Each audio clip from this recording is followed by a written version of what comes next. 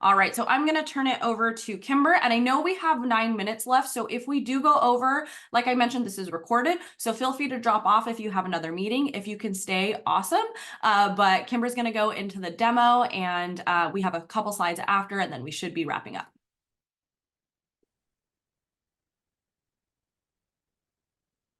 Okay, hopefully everyone can see my screen. So when you get the link to log, or when you get the invite to log into your Exhibitor portal, it'll ask you to log in, and depending if you have already staff in there, it'll show you who you want to log in as.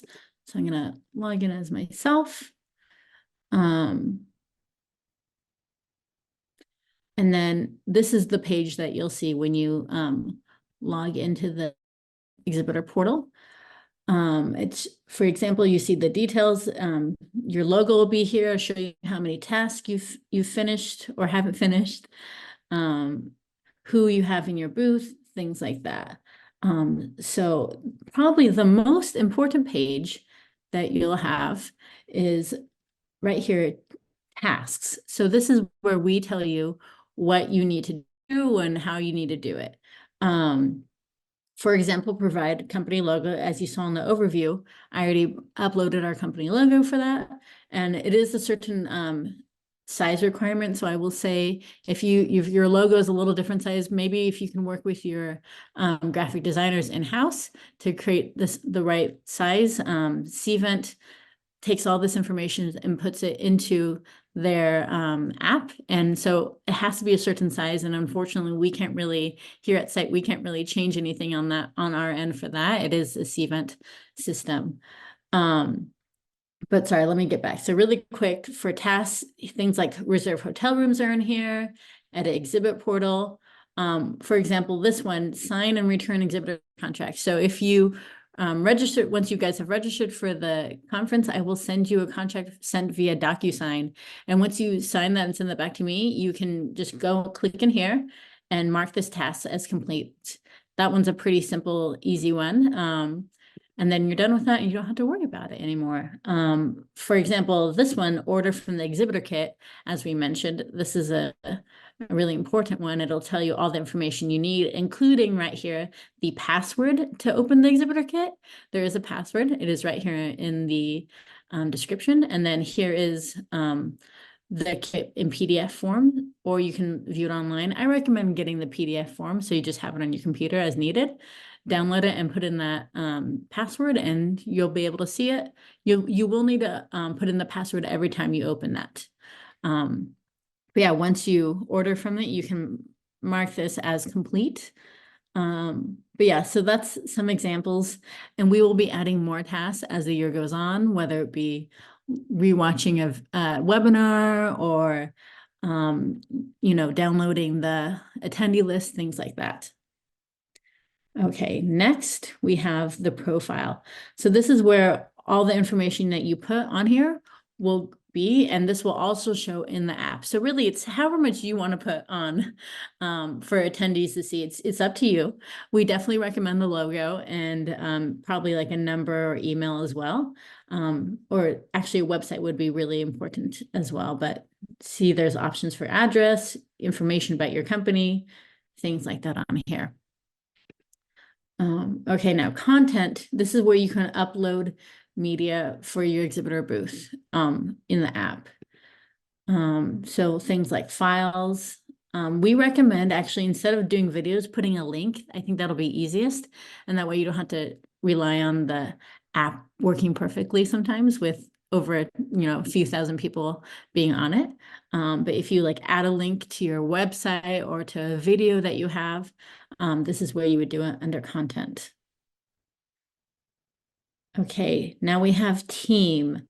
So this is where you will add your booth staff, and I'm going to show you how to do that right now. So in the past, we've had some trouble with people adding booth staff because Cvent sends everyone who registered their own confirmation email, but not all of you or for example, I'm going to use Elizabeth from Parent Square, who shared earlier. Elizabeth probably doesn't register all her staff, or she doesn't get all their emails, so she doesn't have their confirmation numbers. So if you go here, click on search attendee list, you cannot search by their name. We have reached out and asked if that can change. Hopefully that will one day, but for right now, you need their confirmation numbers. And Tuda provided an example for that for us right here in this confirmation email number. So this is what this will look like. It'll be, Tuda Benditu has registered for the conference. And right here where the error is at is the code that you will need. Oh, sorry, the code that you'll need to put in. So what I recommend doing is reaching out to your booth staff and asking, hey, the email you got, can you let me know what this number is, the confirmation number, so that you can search for them. So it should, all right, so there's 10 Tuda showing up right now, and then I can click add, and they should be in there. Now Tuda will show up in the app now, but she won't have access into the portal. If you wanted to give her access to that, then you would go to admins, add admin, and she's already here, but you can just first name, last name, email, super easy to do. And then whoever has access to it will come in. And I recommend having, if works well for you guys, having more staff rather than not. It's just more eyes to see what needs to be done. Kimber, real quickly, can I share? I also got another confirmation email that was a little bit easier to read that hopefully your staff will get as well. If you don't mind, real quick, I'm just going to share real quick in case they get this email. And it looks a little bit like this. And then it also shows the confirmation number here, which is a little bit clearer than the other email. So they might get 2 emails or they might get this email. I'm going to be totally honest. I don't know if it's because I'm an admin and I get an email every time somebody registers. So I don't know if they get that email as well. But just in case, if they don't get that email that's shown in the screenshot, they might get this one, and the confirmation number is there as well. All right. Thank you, Tina.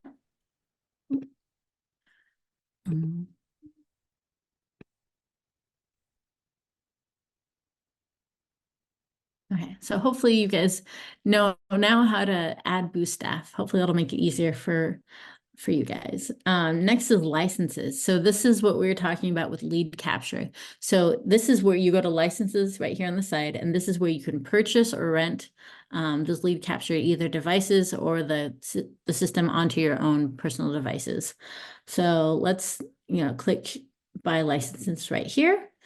And if you see there's different prices for a single, it's $249, for a 3-pack, $399, or sorry, $499. And then if you wanted to rent a device with a license, it's also $499. So if I were to click on, okay, I just want a single, we're a small group, whatever like that.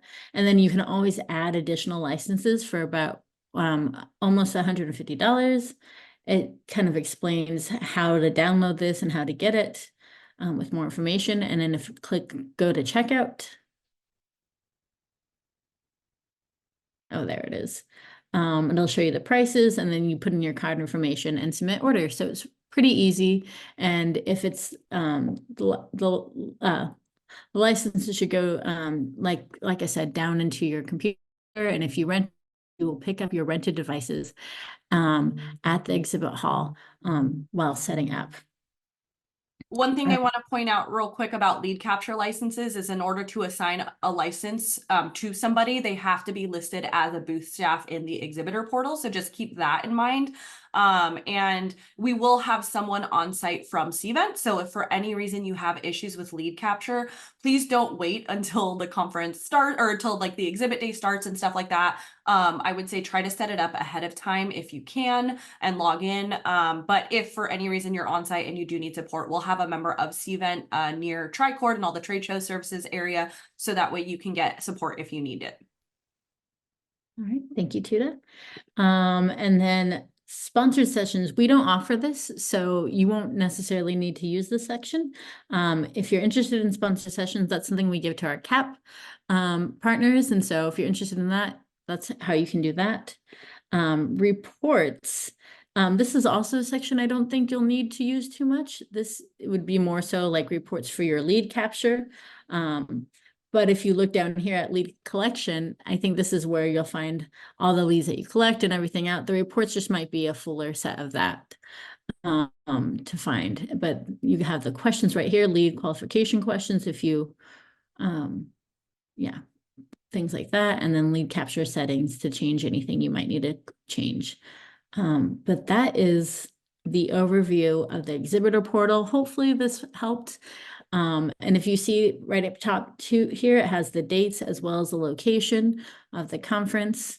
I'm gonna stop sharing my screen now.